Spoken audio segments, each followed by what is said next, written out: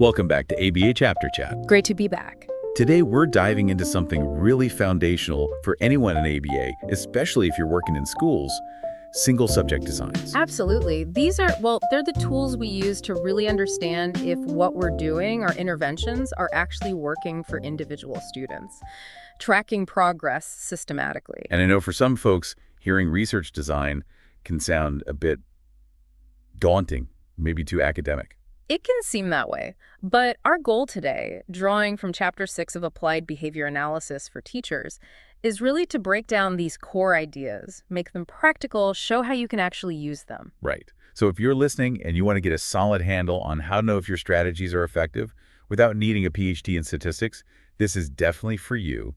We want you to walk away with knowledge you can apply, like tomorrow. Exactly, because the core idea is simple, really. Just collecting data, while important, isn't always enough proof. Okay, hang on. Why isn't just seeing improvement in the data enough? If the numbers are going up, isn't that good? It's good, yes. But the question is, why are they going up? Was it your awesome new teaching strategy? Or did the student suddenly get really motivated because of something else entirely? Maybe they started getting help at home you didn't know about. Ah, okay, so the design part helped sort that out. Precisely. A design provides a structure, a systematic way to collect that data so you can be much more confident linking your intervention directly to the behavior change. Which leads us to this key term, functional relation. Functional relation. Sounds important. What's the plain English version? It just means you've shown that the behavior you're targeting that's the dependent variable changes and changes consistently because of the intervention you're using, the independent variable. It's that direct, repeatable cause and effect link. Got it. Dependent variable is the behavior, independent is the intervention. You got it. And a big point in the chapter is that these are single subject designs, focusing on the individual. How's that different from, say, typical education research? That's a crucial difference for us in schools.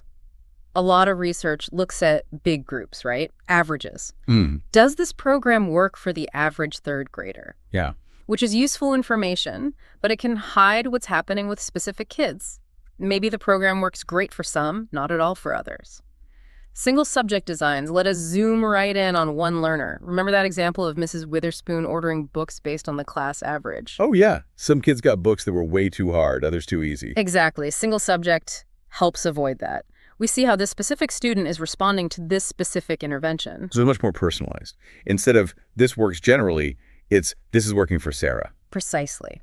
So let's break down the core pieces you need for any of these designs. First, you mentioned the dependent variable. Right. That's the behavior we're actually measuring, the target we want to change, like the number of math problems done correctly, or maybe how often a student follows instructions, or even reducing temper tantrums. Things teachers see every day. Perfect examples. And then the independent variable. That's our action, the intervention, what we do. Could be giving specific praise, using picture prompts, maybe a token system, teaching a new skill. Exactly, the strategy we're implementing. Okay, so before we even start the intervention, there's a critical first step. Baseline. Phase A. Right, baseline. Collecting data before we do anything new. Why is that so vital? Well, it serves two main jobs. First, it's descriptive. It shows us, okay, where is the behavior right now? What does it look like naturally? Like a snapshot. Exactly. And second, it's predictive. Based on the baseline data, we can sort of project, well, if we didn't intervene, what would likely happen? So if a student is off task about 10 minutes each hour for 3 days straight during baseline, you'd predict, without intervention, they'll probably continue being off task about 10 minutes an hour. That baseline gives you the comparison point. Yeah. If you intervene and they're suddenly only off task 2 minutes an hour, you can see that change against the baseline prediction. Makes sense. And the chapter stresses getting a stable baseline. Why stability? Imagine if the baseline data was bouncing all over the place. 10 minutes off task one day, to the next, then 15. If it's that chaotic, how can you tell if your intervention made a difference, or if it was just another random fluctuation? Yeah, it would be hard to see the effect clearly. So you need some consistency before you start. How long do you usually need for that? The book suggests aiming for at least maybe 5 data points as a general guideline. But the key is looking for stability. And how do we judge stability? What are we looking for in that baseline data? 2 main things, variability and trend. Variability is about how much the data points jump around. Are they tightly clustered or spread out? Okay, less jumping around is better. Generally, yes. The book mentions a rough guide, like maybe not having points more than 50% different from the average, but it depends on the behavior. And the second thing is the trend. Is the behavior generally increasing, decreasing, or staying flat across the baseline phase? Ah, the direction it's heading. Why does the trend matter so much before we intervene? Oh, it's crucial. Let's say you want to decrease calling out, but your baseline data already shows the calling out is naturally decreasing day by day. Hmm. If you start your intervention then, you might think, wow, my intervention is amazing. But maybe the behavior was already getting better on its own. Oh, right. You might misinterpret the results. So ideally, you want a stable baseline, or at least a trend that's stable or going in the opposite direction of your goal before you jump in. Exactly. Unless, of course, the baseline trend is already going in the desired direction and you want to accelerate it, but you have to be aware of it. Okay, so once we have that baseline, we move to phase B, the intervention phase. This is where we actually do the things. Start the strategy, the teaching, whatever it is. Right. And we keep collecting data on that same dependent variable, measuring the same way to see what happens during the intervention. And the whole point of this structure, baseline, then intervention, and the other designs we'll talk about, is to achieve experimental control, right? Yes, that's the goal. Experimental control is basically being as confident as possible that the change you see in the behavior, the dependent variable, is because of your intervention, the independent variable, and not because of some other random thing happening at the same time. Those other random things, confounding variables. Exactly. The chapter had good examples like a student's math scores suddenly improve, but oops, it turns out their parents hired a tutor. Or disruptive behavior drops, but it's because the student who was triggering it moved away. We want to rule those other explanations out. Okay, that makes sense. So let's get into the different types of designs the chapter outlines. The simplest one first, the AB design. Yep, the AB design, sometimes called the teaching design. It's just what we discussed. Yeah. A is A, baseline. Then phase B, intervention. Simple. Collect baseline, start intervention, keep collecting data. Graph it with a line between A and B. That's it. The book example was a teacher using free time to reinforce correct reading answers. Baseline showed few correct answers. Intervention phase showed more. What's the upside and the big downside here? Upside. It's simple, practical for busy teachers, gives you a basic before and after look. Downside. You can't be sure about that functional relation we talked about. Because something else could still have caused the change. Exactly. Maybe the reading material got easier right when phase B started, or the student just had a good week. The examples about off-task behavior or eye contact illustrated this limitation well. You see a change, but you can't definitively prove causation with just an AB. Okay, so for stronger proof, we need something more rigorous, like the reversal design, ABA. Right. The ABAB design adds more phases to build that proof. You start with A, baseline, then B, intervention. Then here's the key. You withdraw the intervention and go back to A, baseline 2. You stop the intervention temporarily to see if the behavior reverts, goes back toward the original baseline level. Then finally, you reintroduce the intervention in a second B phase, intervention 2. Ah, okay. So if the behavior improves in B, goes back down in the second A, and then improves again in the second B. Then you have much stronger evidence that your intervention is the active ingredient. It demonstrates prediction. Baseline predicts future. Verification, removing intervention verifies the prediction. And replication. Reintroducing intervention replicates the effect. That's powerful evidence for a functional relation. That sounds much more convincing. What are the pros and cons in a school setting? Pro, much stronger experimental control, clearer demonstration of cause and effect. Con, the ethical issue of withdrawing an intervention that seems to be working, especially for challenging behaviors like aggression or self-injury. Yeah, you wouldn't want to stop something that's keeping a student safe. Definitely not. Also, it doesn't work well for learned skills. If you teach a kid to read sight words, they probably won't unlearn them just because you stopped the specific teaching method for a bit.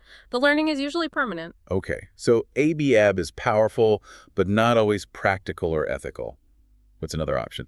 The changing criterion design. Yes, this one's different. It's great when your goal is to gradually increase or decrease a behavior towards a final target. Think shaping. So not just on-off for the intervention, but changing the goalposts. Exactly. You have a baseline, A.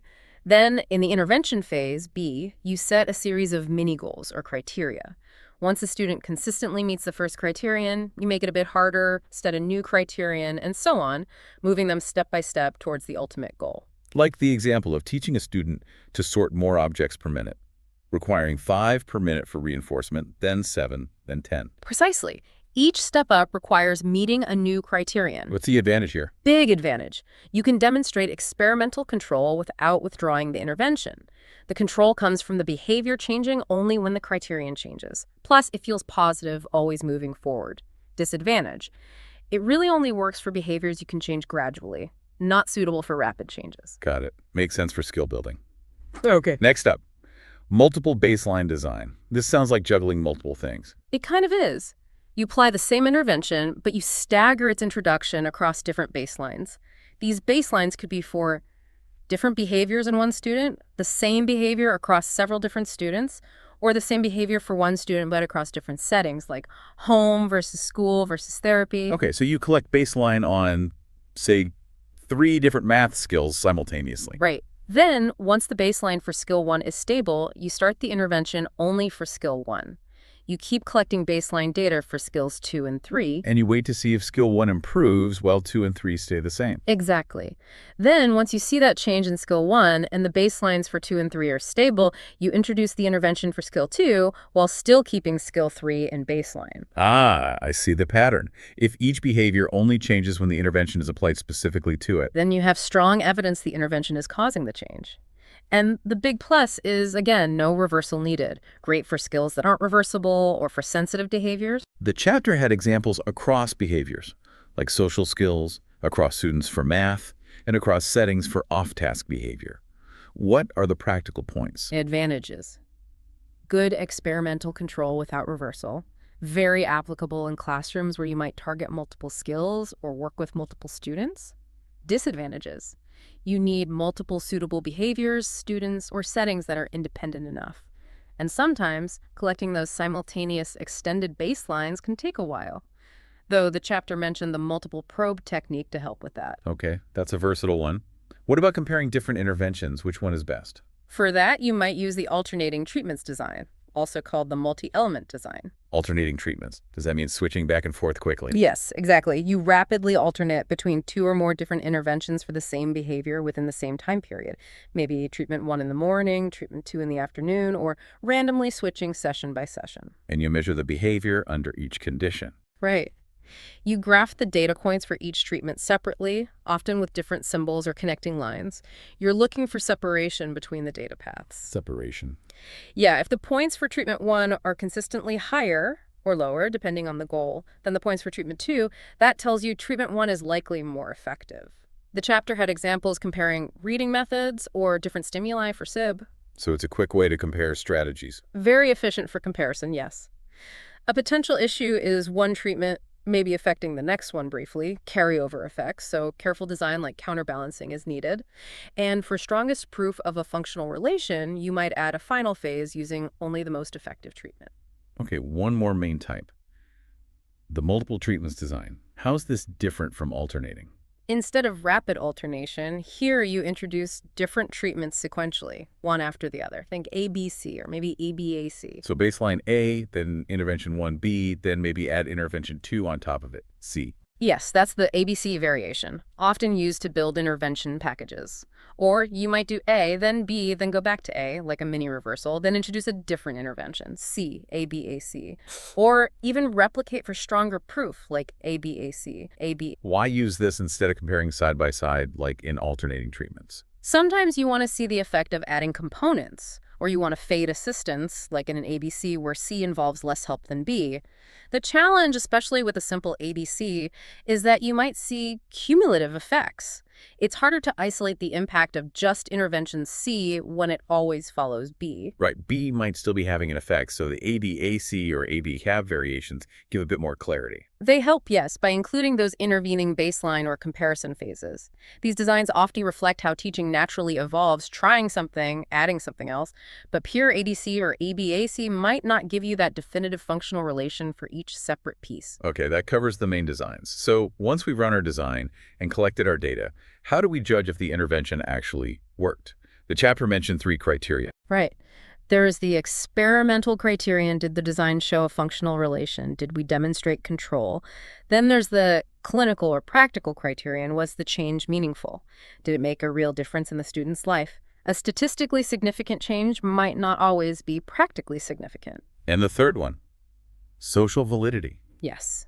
Is the intervention acceptable to the student, the teachers, the parents? Are the goals important to them? Are the outcomes satisfactory? You might even collect data on this, asking people their opinions. So it's not just about the graph, but also about the real-world impact and acceptance. Absolutely, but the graph is central. We primarily evaluate these designs using visual analysis. Just looking at the graph. Looking carefully, yes. We look for specific things. Changes in the average performance between phases. Did the mean level go up or down? Okay, the average. Changes in the level right when the phase changes. Was there an abrupt jump or drop? The trend within each phase. Is the behavior accelerating, decelerating, staying flat? Trend again. Also, the percentage of overlap between data points in adjacent phases. If the intervention phase data is completely separate from the baseline data, that's a strong effect. Less overlap generally means a bigger impact. And finally, the rapidity of change. How quickly did the behavior change after the intervention started or stopped? So it's a systematic way of looking, even if it's visual. Huh. What are the pros and cons of relying on just looking? Pros. It's quick, relatively easy to learn, encourages teachers to continuously monitor data, and often highlights strong effects clearly. Cons. It can be subjective.